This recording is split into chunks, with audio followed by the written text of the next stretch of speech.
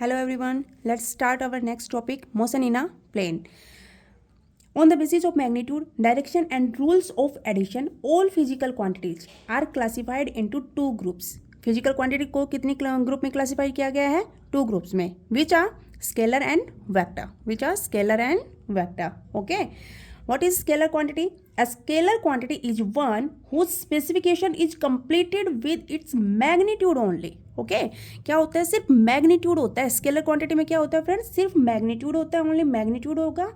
ठीक है. और जो वेक्टर क्वांटिटी होगी वो हमारे पास क्या हो जाएगी? Vector quantity is one which represent magnitude along with specific direction. इसमें क्या होती है? Magnitude plus direction.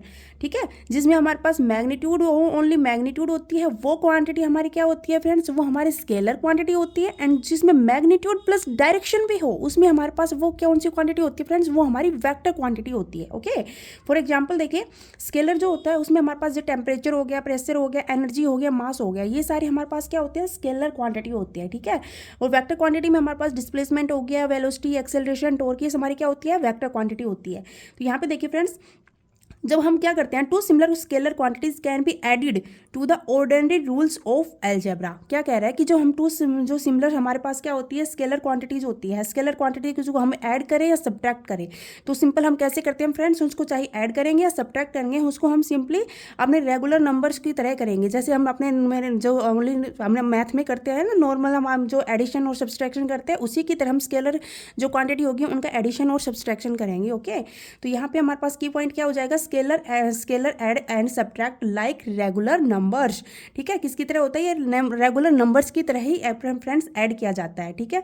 जैसे देखिए फॉर एग्जांपल यहाँ पे हमारे पास 5 kg प्लस 3 kg हो गया, तो कितना हो गया? हमने सिंपल हमारे पास यहाँ पे स्केलर में हमारे पास दो मैग्नीट्यूड थे, 5 kg एंड 3 kg. हमें एडिशन करना था, तो एडिशन में क्या हो जाएगा? 8 kg हो गया. तो हमारे पास 8 kg क्या शो कर रहा है? मास को शो कर रहा है. इसमें हमारे पास सिर्फ ओनली क्या है? मैग्नीट्यूड है. क्या है ये? 8 kg हमें क्या शो कर रहा है?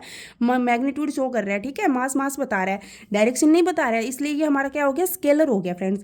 यहाँ से देखिए 20 degree Celsius plus 5 degree Celsius कितना? 25 डिग्री सेल्सियस हो गया. या फिर आप एनर्जी का देख लीजिए, जूल हो गया, 10 जूल माइनस 4 जूल या 6 जूल हो गया. तो हमने नॉर्मल इसका एडिशन हो चाहे सब्सट्रैक्शन हो, कैसे किया फ्रेंड्स? हमने उन दोनों को अपने नॉर्मल नंबर्स की तरह किया है. ठीक है. अब बात करते हैं हम वेक्टर एडिशन की. वेक्टर की बात करते हैं, तो two similar vector quantity can be added to the law of parallelogram और triangle law of vector addition. तो जब हमारे पास क्या होंगे? दो वेक्टर क्वांटिटी होगी. अभी तो हमने स्केलर क्वांटिटी की बात की थी. स्केलर क्वांटिटी में एडिशन और सब्सट्रैक्शन कैसे करेंगे? अपने नॉर्मल नंबर की तरह. लेकिन जब वेक्टर क्वांटिटी की बात करते हैं तो उसमें क्या करते हैं? वेक्टर क्वांटिटी में हमें कुछ नंबर वगैरह ऐड करने होते हैं, तो हम यूज करते हैं law of parallelogram and triangle law of vector addition. ठीक है. हम यहाँ पे ये लॉ जो होते हैं हमारे, इनको यूज करते हैं. ठीक है. यहाँ पे फ्रेंड्स देखिए हमारे वेक्टर की बात करते हैं, तो वेक्टर हमारा क्या होता है? कुछ इस तरह का होता है.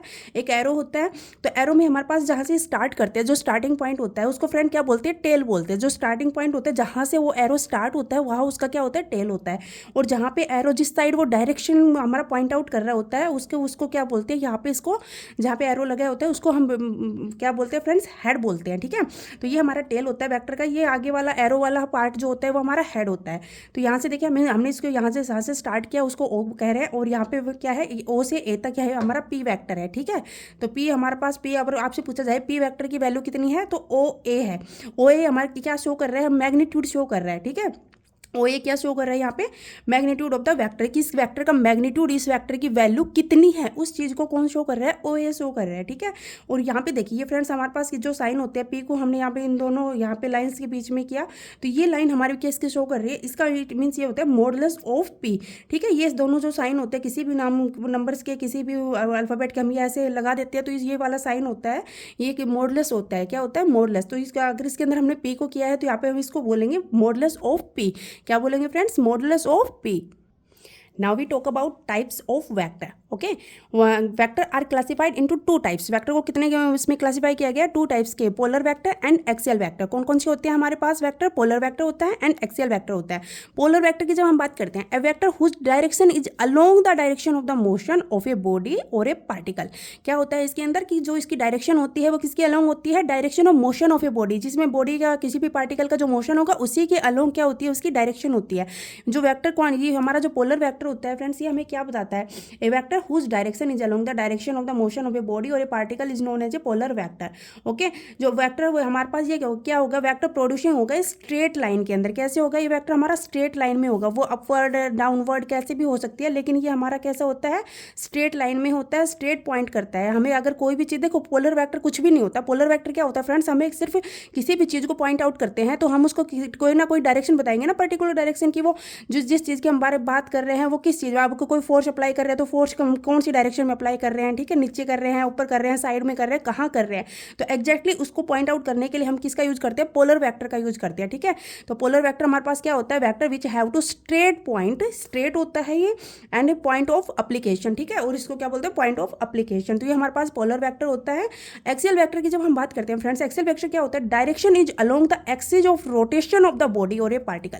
कोई भी ये डायरेक्शन किसके अलोंग होती है, एक्सिस के रोटेशन में वो करता है। किसी भी बॉडी और पार्टिकल क्या करती है, एक्सिस के रोटेट करती है। ये देखो हमारे पास कुछ रूल्स होते हैं, हमें इनको उसको फॉलो करना होता है, ठीक है फ्रेंड्स। तो यहाँ पे हमें इससे क्या देखेंगे कि जो एक्सियल वेक्टर होता है ना, उसमें क्या होता है, और ये ऑलवेज प्रोड्यूस करता है रोटेशनल इफेक्ट को। और एक्सियल वेक्टर किसको प्रोड्यूस करता है, ऑलवेज ये प्रोड्यूस करता है रोटेशनल इफेक्ट को। फॉर एग्जांपल हमारे पास जैसे कि एंगुलर वेलोसिटी हो गया, एंगुलर एक्सेलरेशन हो गया, टॉर्क हो गया, एंगुलर मोमेंटम हो गया, ये सारे हमारे क्या होते हैं, एक्सियल वेक्टर के हमारे एग्जाम्पल हैं। क्योंकि इसमें इन सब में क्या होता है कि हमारे एक एक्सिस होती है, एक्सिस के पर्टिकुलर कोई पार्टिकुलर बॉडी क्या कर रही है, रिवोल्व कर रही होती है, ठीक है। हमारे पास ये कोई चीज़ जो है, इसके चारों तरफ जैसे कोई चीज़ ऐसे ऐसे हमारे क्या कर रही है, अराउंड इसके रोटेट कर रही है, ठीक है। तो कोई भी चीज़ किसी फिक्स पार्टिकल के किसी एक्सिस के अराउंड क्या करे, रोटेट करे, ठीक है। वो क्लॉकवाइज हो सकता है, एंटी क्लॉकवाइज हो सकता है। तो जैसे हमने फिजिक्स में पढ़ते हैं राइट थंब रूल, ठीक है, राइट हैंड थंब रूल पढ़ते हैं ना, तो उसमें हमारे पास ये इस तरह का ही होता है।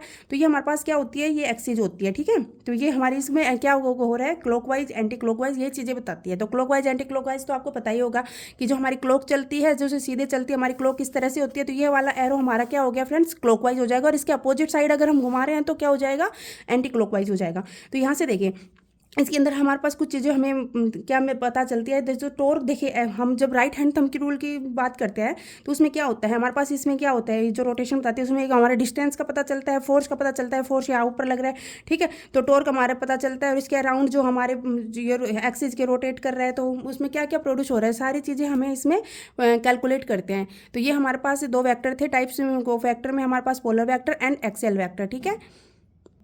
तो इसमें देखिए फ्रेंड्स हमारे पास क्या है कि कुछ नोट करने वाली बात है। यहाँ पे देखिए कुछ पॉइंट है।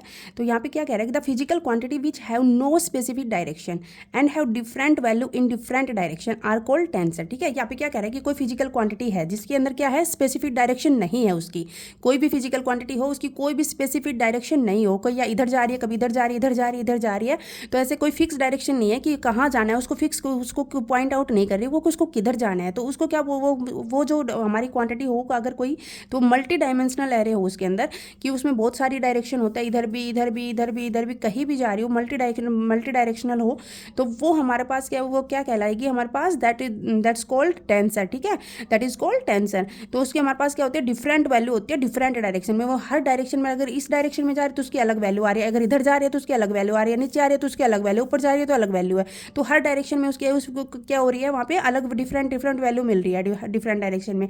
तो ये इस तरह की जो क्वांटिटी होती है उसको हम क्या बोलते हैं फ्रेंड्स, टेंसर बोलते हैं। क्या बोलते हैं, टेंसर।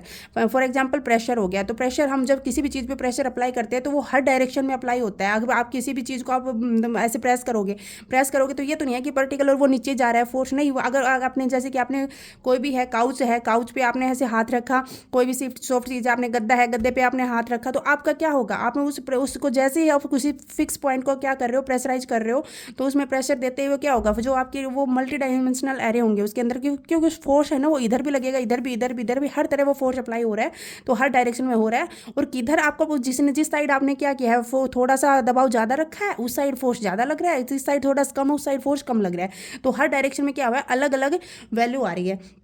तो ये हमारे पास क्या होता है, ये हमारे पास फ्रेंड होती है, इसको बोलते हैं टेंसर, ठीक है। अब बात करते हैं general vector and their notation. हमारे पास कुछ जनरल वेक्टर हैं और उनके कुछ नोटेशन है, उसको हम देखते हैं कि क्या होती है। तो सबसे पहले हम बात करते हैं फ्रेंड्स इक्वल वेक्टर की। किसकी बात करते हैं, इक्वल वेक्टर की। इक्वल वेक्टर क्या होते हैं, जिसमें इक्वल मैग्नीट्यूड होता है एंड सेम डायरेक्शन होती है। क्या होता है friends, two vector are said to be equal vector if they have equal magnitude and same direction. क्या मैग्नीट्यूड और डायरेक्शन क्या होती है, सेम। क्या हमारे पास जैसे कि हमारे पास ये वेक्टर ए है और यहाँ पे हमारे पास देखिए फ्रेंड्स वेक्टर बी है। तो यहाँ पे क्या है, दोनों ही क्या है, इक्वल है, एंड डायरेक्शन भी दोनों की क्या है, सेम। तो इस वाले वेक्टर को हम क्या बोलेंगे, the vector A and B are equal. तो यहाँ पे हमारे पास क्या है, इसको कैसे लिख सकते हैं, vector A and B are equal. ठीक है, हम इसको ऐसे राइट कर सकते हैं फ्रेंड्स। तो ये हमारे पास हो गया equal vector. Now we talk about coinitial vector. Coinitial vector, vector having common initial point are called coinitial vector. जिसमें क्या होता है, कॉमन इनिशियल पॉइंट होता है फ्रेंड्स। उस जिसमें कॉमन इनिशियल पॉइंट होता है, जैसे बहुत सारे वेक्टर है तो वह ये हमारे किसी एक ही पॉइंट से जा रहे हैं, एक ही पॉइंट से जा रहे हैं, तो ये हमारे पास क्या हो गया, कॉमन इनिशियल पॉइंट है यहाँ पे। ठीक है, तो ये कॉमन इनिशियल पॉइंट हो गया किस किस का हो, जैसे हम इसके नाम ले लेते हैं, vector A, vector B, vector C and vector D. तो इन सबका पॉइंट, कॉमन इनिशियल पॉइंट एक ही है, तो ये हमारे इसको क्या बोलेंगे, को इनिशियल वेक्टर बोलेंगे। क्या बोलेंगे इसको फ्रेंड, को इनिशियल वेक्टर। ठीक है, तो यहाँ पे vector A B C D are set to be coinitial vector. Now we talk about unit vector. A unit vector A vector of unit magnitude. Unit vector हमें क्या देता है, यूनिट मैग्नीट्यूड देता है। यूनिट मैग्नीट्यूड मीन्स क्या होता है friends, उसकी वैल्यू एक ही रहती है, 1 रहती है। उसकी वैल्यू क्या रहेगी, किसी भी वेक्टर की वैल्यू, हमारे पास जो मैग्नीट्यूड है उसका क्या रहने वाला है, किसी भी क्वांटिटी का 1 रहने वाला है। तो वो क्या देता है, कोई वेक्टर हमें यूनिट मैग्नीट्यूड दे रहा है, and whose direction is the same as that of the given vector. ठीक है, एक उसका मैग्नीट्यूड है वो यूनिट वेक्टर में क्या रहता है, यूनिट रहता है यानी 1 रहता है, और उसकी जो डायरेक्शन रहती है ना वो सेम रहती है, उसमें जो वेक्टर हमें गिवन है वही सेम डायरेक्शन रहेगी। ठीक है, unit vector represents the direction of A given vector. तो यूनिट वेक्टर क्या रिप्रेजेंट करता है, direction of A given vector represent करता है। तो कंसीडर करते हैं वेक्टर ए। ठीक है, हम हमारे पास कोई वेक्टर ए है, हम उसको कंसीडर करते हैं, तो the vector can be written as A vector. हम उसको कैसे लिखेंगे, यूनिट वेक्टर में हम उसको ऐसे लिखेंगे friends, vector A is equal to magnitude, यहाँ पे देखिए magnitude of the vector. Magnitude के लिए हम ये वाला साइन अप्लाई करते हैं, तो ये क्या कहलाता है, magnitude of that vector. Into में क्या हो जाएगा, इनटू में direction of vector. Direction of vector को हम लिखेंगे ए कैप। तो A is equal to magnitude of A vector into में direction A cap. A cap हमें यहाँ पे क्या शो कर रहा है, डायरेक्शन शो कर रहा है। ठीक है, वेक्टर की डायरेक्शन है वो क्या है, और यहाँ पे ए की ये वैल्यू क्या शो कर रही है, मैग्नीट्यूड को शो कर रही है। ठीक है, हमें यहाँ पे क्या फाइंड आउट करना है, ए कैप। ए कैप क्या होता है, A cap is the unit vector. हमें यूनिट वेक्टर की बात कर रहे हैं, तो यूनिट वेक्टर हमारा क्या है यहाँ पे, ये वाला। तो ये वाला क्या है, यूनिट वेक्टर। तो यूनिट वेक्टर को हम यहाँ से फाइंड आउट कर सकते हैं इस वाली हमारी इक्वेशन से। तो यहाँ पे यूनिट वेक्टर हमारे पास फ्रेंड्स क्या हो जाएगा, यूनिट वेक्टर जो हो जाएगा ए वेक्टर, वेक्टर ए अपॉन क्या हो जाएगा, मैग्नीट्यूड ऑफ दैट वेक्टर। ठीक है, तो ये हमारे पास क्या होता है फ्रेंड्स, यूनिट वेक्टर होता है। क्या होता है ये हमारे पास, यूनिट वेक्टर होता है। The unit vector is a dimension less physical quantity. तो ये हमारे पास कैसी होती है, डायमेंशन लेस होती है। ठीक है, तो डायमेंशन लेस होगी, ये क्या हो जाएगी friend, dimension less physical quantity हो जाएगी। ओके, तो ये हमारे पास होता है यूनिट वेक्टर। तो यूनिट वेक्टर का आपको समझ में आ गया, यूनिट वेक्टर क्या होता है, A cap is equal, a unit vector is equal to vector A upon magnitude of the vector. ये हमारे पास होता है friends unit vector. Now we talk about orthogonal unit vector. Our next vector, orthogonal unit vector. Orthogonal unit vector, what is the unit vector along x-axis, y-axis and z-axis are denoted by I, J and K. These are orthogonal unit vector. ये सब क्या है, हमारे orthogonal unit vector होता है। ये हमारे तीनों एक्सिस में होते हैं, X axis, Y axis and Z axis. इनके साथ इनके अलोंग हमारे पास क्या होती है, हमारे पास ये जो हमारी वेक्टर ये होती है ऑर्थोगोनल यूनिट वेक्टर होते हैं, I cap, J cap and K cap. Okay, तो यहाँ पे these are orthogonal unit vector. तो यहाँ पे हम देखिए फ्रेंड्स, आई कैप जो होगा हमारे पास क्या होगा, हमारा जो आई कैप होगा उसको हम कैसे, आई यूनिट वेक्टर को हम कैसे लिखेंगे, आई यूनिट वेक्टर को हम ऐसे लिखेंगे, जो वैल्यू एक्स होगी अपॉन में स्मॉल एक्स। एक्स देखिए सबका एक ही रूल है, एक्स अपॉन में स्मॉल एक्स। तो यहाँ पे हमें किसकी वैल्यू निकालनी है, एक्स की वैल्यू। तो कैपिटल एक्स को हम यहाँ पे रख लेंगे, कैपिटल एक्स की वैल्यू निकालेंगे तो यहाँ पे क्या हो जाएगी, मल्टीप्लाई में चला जाएगा तो क्या हो जाएगा, एक्स आई कैप हो जाएगा। क्या हो जाएगा, एक्स आई कैप। सिमिलरली हम ऐसे किसकी वैल्यू निकालेंगे, वाई और जेड की, वाई डायरेक्शन और जेड डायरेक्शन की निकालेंगे, वाई एक्सिस और जेड एक्सिस की।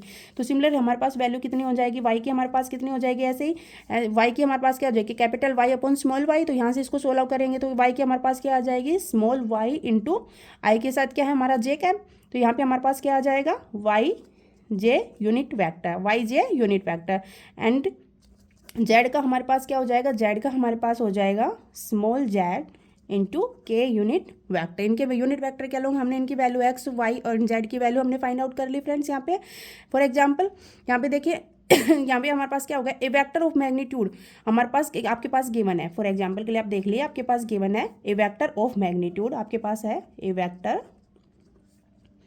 Of magnitude 3 along X axis. तो आप इसको कैसे राइट करेंगे, आपके पास क्या गिवन है, a vector of magnitude 3 along X axis. Along X axis के अलोंग आपके पास एक वेक्टर है जिसका मैग्नीट्यूड आपके पास 3 गिवन है। तो आपको कैसे राइट करोगे, एक्स एक्सिस में है तो हम सबसे पहले क्या करेंगे, एक्स को राइट करेंगे।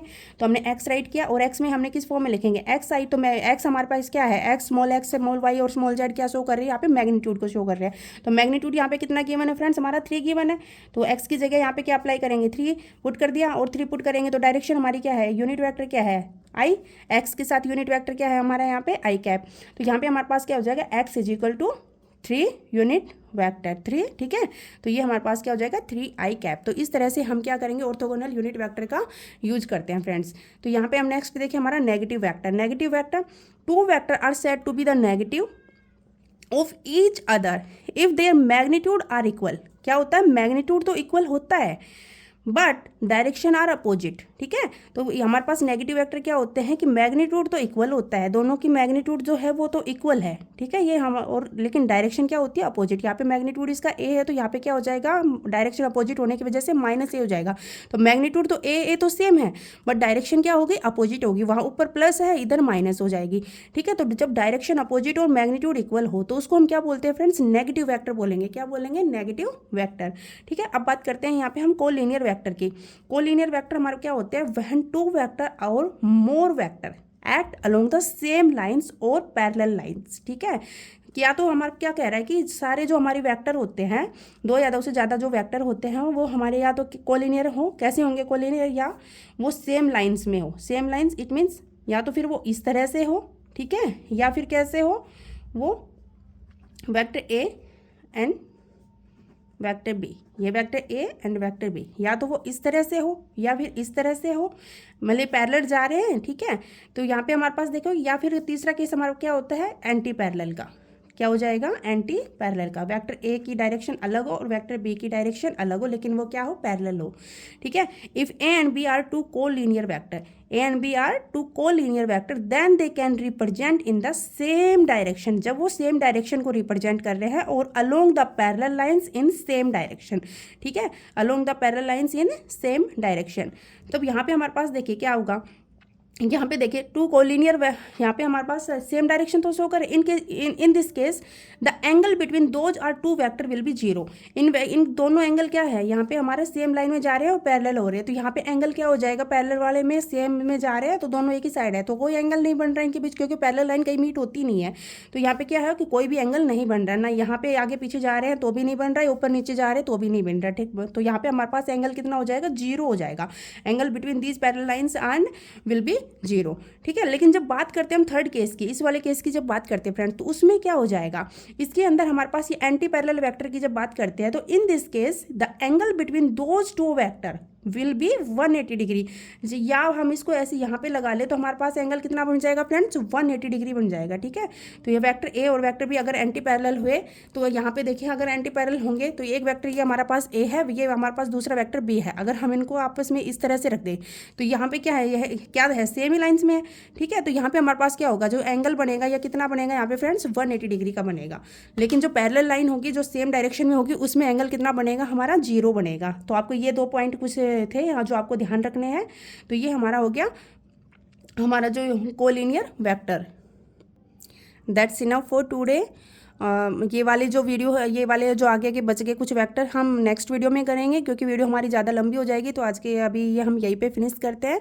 Thank you, have a nice day, bye bye.